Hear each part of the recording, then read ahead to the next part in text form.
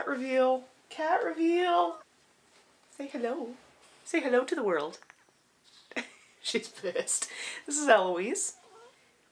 She doesn't like to be held, so she's gonna wriggle from me. But she wants to talk about books with me today, doesn't she? She's a literate lady. I love her, but I am slightly allergic. Don't tell anybody. Hi, if you're new here, my name is Catherine, and I'm here to talk about books. First of all, happy St. Patty's Day, as you could tell.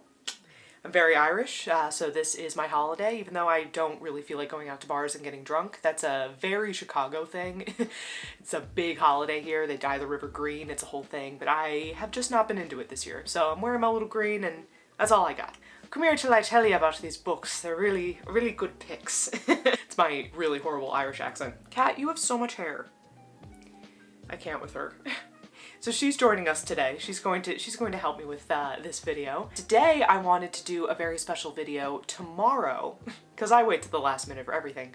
Tomorrow is the day that my book club is picking our new books for the next couple of months. To explain a little bit further, I am part of a book club at Women and Children First, which is a book club in Chicago.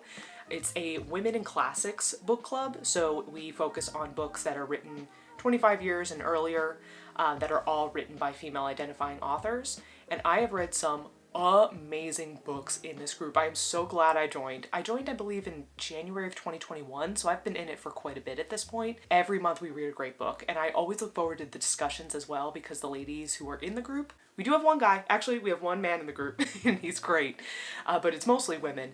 It's a great group. Everybody's really into reading. Everyone's really into reading classics. Everyone's a very strong reader, and we just always have very good discussions. So I look forward to this meeting every month. It's usually the third Monday of the month.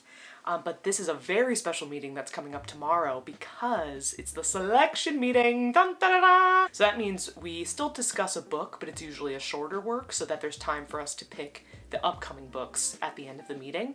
And so we usually pick them for the next like 6 or 7 months. So the next 6 or 7 books, and then we do it again. I was unable to go to the last meeting that they had. So the past couple of months of books I've read, I didn't take part in that selection, but they picked some really good books. Daddy's Gone A-Hunting, which I read in December, I was obsessed with. Play It As It Lays by Joan Didion I loved. Parable of the Sower, Octavia Butler. And the one I'm reading right now, which I gotta finish, Hearing Trumpet, was so good. Even when I'm not there, they pick great books. So it's a great group. So I thought today I would go through the books that I had in mind to pick. I have already one in mind, which if you watch some of my other videos, you might get a sense of what that is. But I just wanted to take you through the process of how I look at these books, how I select them, what my thought process is when I'm picking them, and then I'll reveal to you what books I'm going to suggest at this meeting tomorrow. For book nerds, like, this is the meeting we all look forward to, so it's so fun. So first I'll just give you what we're looking at, the criteria. So it has to be a female identifying author. So far I don't think we have picked any non-binary authors, but I think a non-binary author would be considered. But mostly we've picked female identifying authors. The book has to be from before 25 years ago. So anything in the past 25 years we don't consider, because it's not really like heralded at that point as a classic. It's a little too early to call it a classic. So it has to be from before 25 years, which means if we look up what that is, because I can't do math, I can't spell either. So 25 years ago today, that means we cannot pick anything that's from, really? 1999? Whoa, crazy. Okay. So again, female identifying author, anything before 1999. And then usually this is not a requirement, but just something I like to keep in mind. I like to make sure that the book is easily accessible. The whole point of hosting this book club for them is so that they can order books and sell them in the store, and so members of the book club can buy the book and support the store.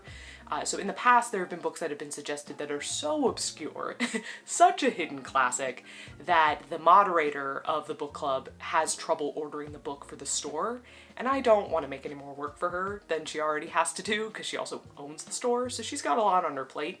So to make it easy, I try to pick books that I know for sure we can get easily, that are in print, that have an accessible publisher, maybe one that she's already worked with before, and that'll just make her life easier. So that's just something to keep in mind. But already the books that I'm going to go over today are ones that I've already kind of scouted, that they would be easy to find a thing for. Oh, and I forgot to say, before we start. When I did the selection meeting a long time ago, I believe in 2022, the books that I chose to suggest were Kitchen by Banana Yoshimoto, and I picked My Cousin Rachel by Daphne du Maurier.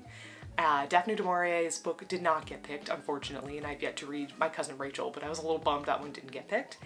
Probably because Daphne du Maurier, it being a classic literature group, I think that had already been read by a lot of the people in the group, so that didn't get chosen. But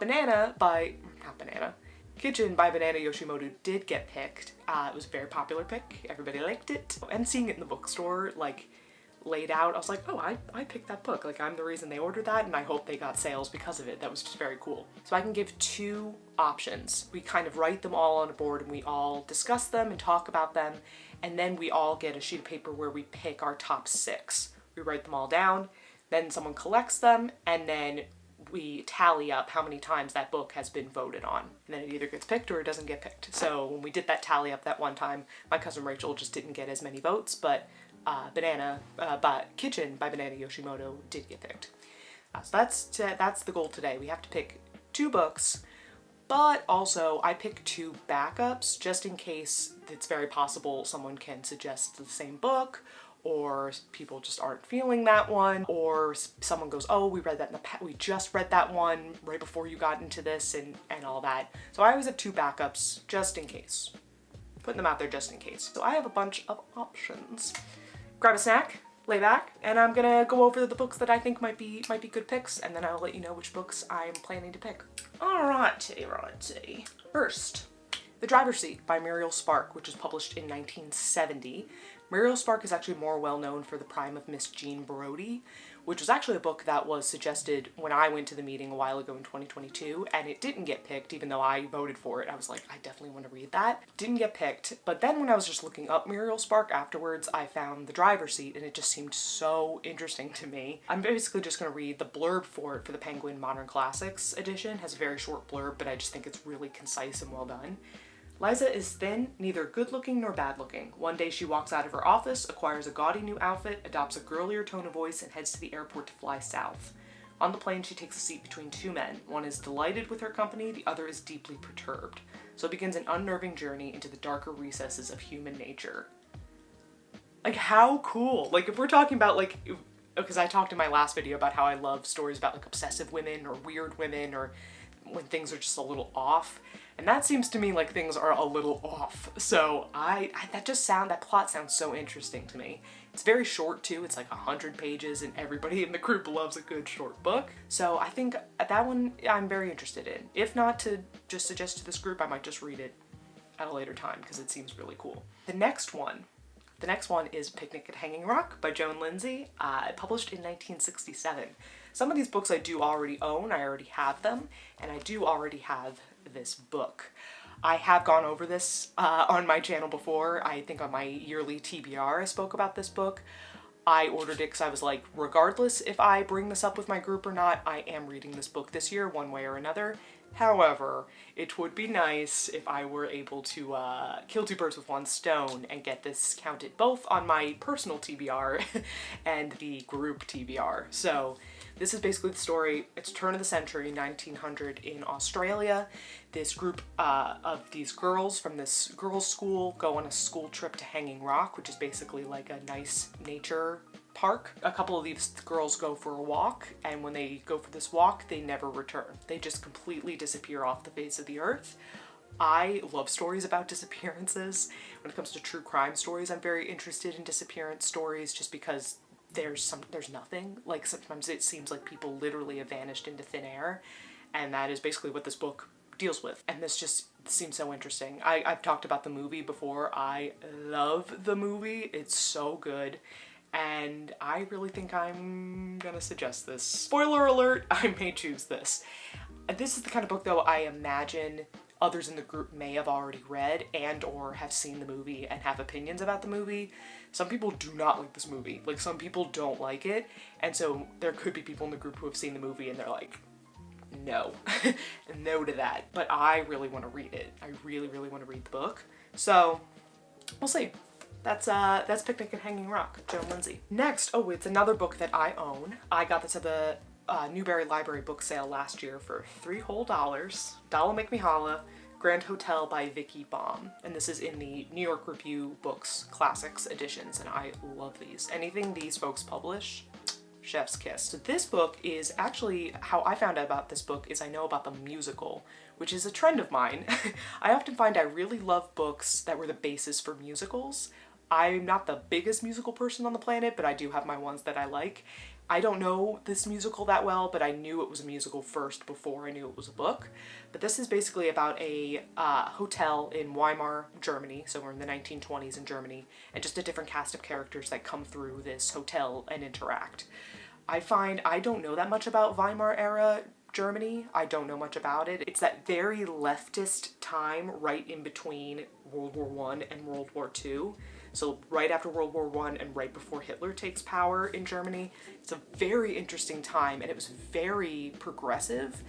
And I think this book is a good indication of what was going on at that time. This was published in 1929, so this was like right before things kind of fell apart. So I'm very interested in reading this, and I think this would be popular with the group. So Grand Hotel, Vicky Baum. Next up, so this book I don't own, but I am very interested in this book. This is The Women of Brewster Place by Gloria Naylor, published in 1982. So this is about 7 women who are living in Brewster Place, which is, I think, a boarding house. It's technically 7 short stories, so it follows each of the women in these stories. So they're technically separate stories, but they all are occupying the same space and time, and all these stories are interconnected.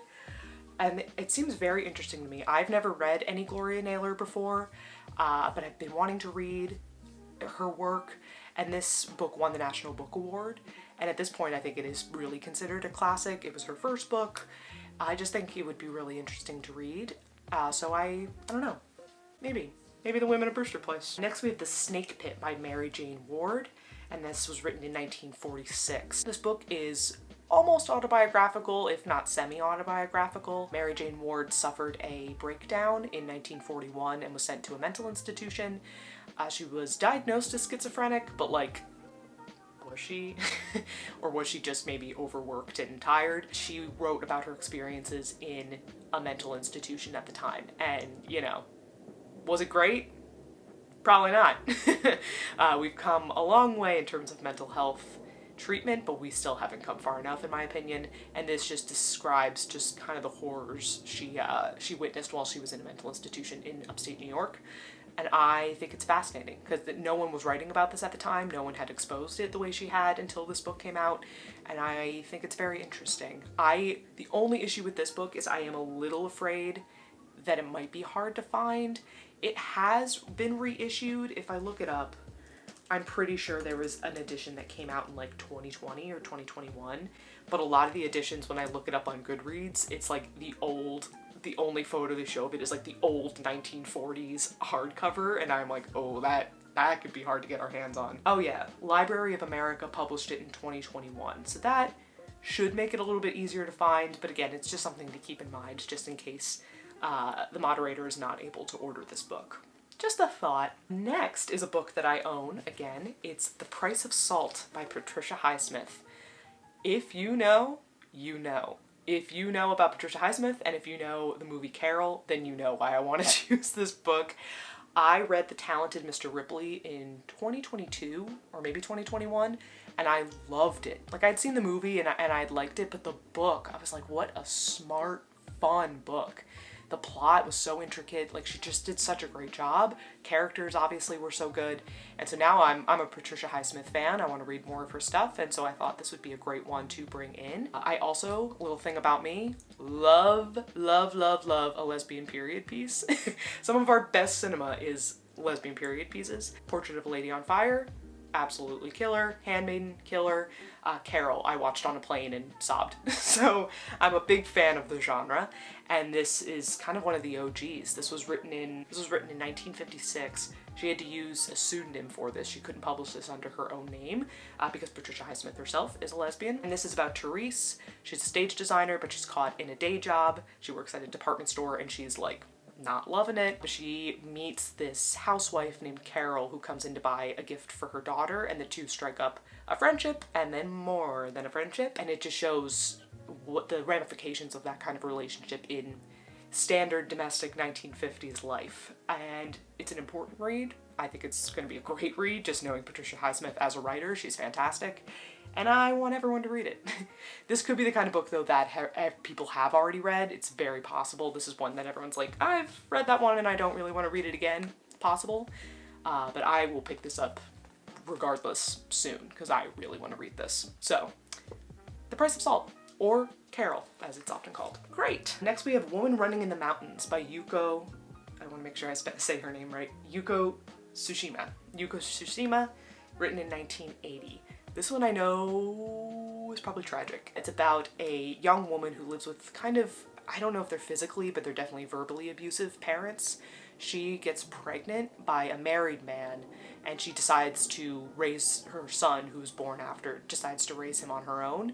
And it's about, you know, the terrible judgment she faces from her family and from society, and how much she struggles as a single mother, but that she also grows, you know, to love her son so much. Probably so sad. This one's probably a bit of a downer, but it just seems so interesting to me. It's a Japanese novel, and I do really love Japanese novels. I suggested one in the past that was very popular, so I might just be the girl that always suggests Japanese novels. I'll be that girl. But this one, it seems like it's going to be kind of dark and rough, but we can handle that because we've read some very dark, very rough stuff in this group. Parable of the Sower was a time, so it's a possibility. We might. Next is a book that I own. It's North and South by Elizabeth Gaskell. I have the nice Oxford World Classics edition. Got it for $5.50. She's in pristine condition. So Elizabeth Gaskell, I've read Cranford, and I liked Cranford, but I cannot say that I loved Cranford. My last video, if you watched it, my book haul, I did speak about, I got Gothic Tales by Elizabeth Gaskell, so I have her works. I just only have read Cranford. But I've been wanting to read this one for a while because it seems like this is her most loved book. This seems to be like her quintessential book. And I just haven't spent that much time with Gaskell. Like, I haven't really given her the time of day, which I don't think is fair. I'm really excited to read this. Basically, North and South tells the story of Margaret Hale, a southerner newly settled in the northern industrial town of Milton, whose ready sympathy with the discontented mill worker sits uneasily with her growing attraction to the charismatic mill owner John Thornton. The novel poses fundamental questions about the nature of social authority and obedience, ranging from religious crises of conscience The novel poses fundamental questions about the nature of social authority and obedience, ranging from religious crises of conscience to the ethics of naval mutiny and industrial action. Margaret's internal conflicts mirror the turbulence that she sees all around her. Did somebody say naval mutiny? Things that I love. But yeah, this seems really good. We love a forbidden love in Victorian literature. We love a book about class and class consciousness. So again, this could be one that everyone's like, Gaskell, been there, done that. It could be one. Or sometimes if people suggest like a classic, because this is from 1855, sometimes if people do a classic, everyone goes, oh, yeah, you know what? I've never read that one either, and I've always been meaning to. So it's not a bad idea to suggest like a pretty tried and true classic, because you never know. Next is Lakota Woman by Mary Crow Dog, and this was published in 1990. So this is an autobiography by a Native American woman. She grew up on Rosebud Indian Reservation in South Dakota, and this is just chronicling her life as a Native American woman, so her time in Indian boarding schools, which is a video for another day, and her work in the Native American movements in the 1960s and 70s, the Indians' rights movements. Why did I put that all in plural? Indian rights movements. She wound up marrying someone who revived the ghost dance, which was an outlawed dance in the US, and her husband was the one to bring it back. This has been on my list forever. This book has been on my list for so long, and I can't find it when I go to stores. I always look for it and I can't find it, and so I might just suggest it just again so I can cross it off the list because I really want to get to it. We have read Native American literature in the past. We read Antelope Woman by Louise Erdrich, which was really good. So I would be happy to suggest this. And I just think it's an interesting look, like a personal, intimate look into someone's life as a Native American in the 20th century. So, Lakota Woman. File that one away. Next is one I also have. I got this at the thrift store for $1 and it's in great condition, is Interview with the Vampire by Anne Rice. I have been wanting to read this for a minute. I've never seen the movie. There was a time where I was like, nothing ever with vampires. I don't want to do vampires. I'm tired of vampires. I think after like the early 2010s, I think we all had kind of a vampire hangover, and I never really considered this to be anything very serious. However, hearing people talk about it, seeing certain passages from it, I'm like, no, this actually seems like a really fun, good book. And at this point, I would probably consider it a classic. Here are the chilling confessions of a vampire. Hypnotic, shocking, and chillingly erotic. This is a novel of mesmerizing beauty and astonishing force. A story of danger and flight, of love and loss, of suspense and revolution, and of the extraordinary power of the senses. It is the novel only Anne Rice could write. I'll take your word for it. I've never read any Anne Rice before. This was written in 1976. So this certainly is within the time frame. Will it be one that everybody goes for? I feel like this doesn't necessarily fit the genre that we go for. This is very much horror, this is very much fantasy. This might be, dark is not necessarily something we shy away from. We do love a dark book in the group, but this might not be what everybody's into, but I might take a risk and just be like, vampire? Maybe. So we'll see. We'll see if we pick this one. But yeah. Ba-ba-ba. Next, I had in consideration Near to the Wild Heart by Clarice Lispector, which was published in 1943. This is a Brazilian writer. She's known for her stream of consciousness style. I know for a fact that this is a very challenging book. I know this is not like, you know, a beach read, a walk in the park, but it seemed really interesting to me because it's not very plot focused. This basically just follows a young woman named Joanna, and she's just musing on life, the meaning of life, going through different philosophies, different philosophers. I know for that reason, because it's not plot bound and because it's very heady, I think this one could be a bit of a challenge. However, this group is very advanced. We're all like really into reading and really good readers, so I don't think that would freak people out or have people shy away from it. But just something to keep in mind. It might be a little challenging, and people might be like, ugh, you know, I'm not really looking to be like that keyed in. This is a book club and not school after all, so we'll see. We'll see if I wind up picking that one. Next we have Lolly Willows by Sylvia Townsend Warner. 1926. This is another New York Review Books Classics edition. I pick these a lot because they just look so good. This is about a woman named Laura, and she moves in with her brother after her father dies. She becomes kind of a spinster, an old maid.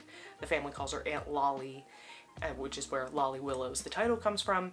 And she's kind of content just like going about her life. She's just a spinster. She helps out her family. But then at one point she's like, you know what? I want to go live my own life. And so she moves out and moves to the country, and she's kind of figuring out who she is on her own.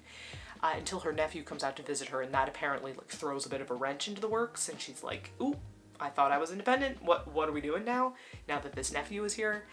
And I think that's just, it's very interesting. It seems like it's not very complicated. It seems like it's more of a character study into this one woman, and I do love books like that where it's not necessarily plot based, it's more so just a very deep character study, and you get really into the mind of the narrator or the main character. So that seems very interesting to me, and this seems like the type of book the group would really like, so I will keep this one on the back burner, I think. And the last one I was considering is The Fountain Overflows by Rebecca West. This was written in 1956. This is an English novel. This is basically about a family kind of near the brink of disaster, kind of to the brink of falling apart. Their father is very unstable and can't really hold down a job, but he finally does nail down a job, and he's like, this is it, like this will save the family.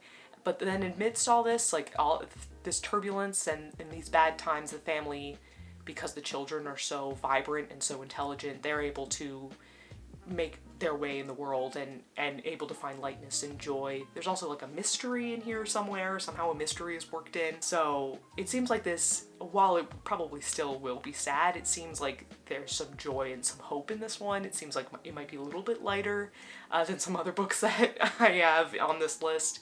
So that's something to keep in mind. It's also New York Review Books Classics, so that would be easy to get. I know for sure those are easy to get because we've gotten books from that publisher before. So I was looking in those books, and that's where I found The Fountain Overflows, Lolly Willows, Grand Hotel are all part of those editions. So yeah, those are the books I was thinking of. But I have already made my decision. It's kind of like in a cooking show when they would like show you how to prepare the food and they put it in the oven and then they pull out one that's already ready. That's the equivalent. That's this video's equivalent. So I have already decided what I'm going to bring up to the group tomorrow in this meeting. I am going to suggest, because I can't stop talking about it, Picnic at Hanging Rock. We all knew I was going to. I really, really want to read this, and I'm just gonna see. I'm gonna suggest it, and we're gonna see. I kind of expect everyone's gonna either go, or they're gonna go, oh, we've already read this, because this is like such a classic. If it's with a like Penguin Black Spine, people may have already read it.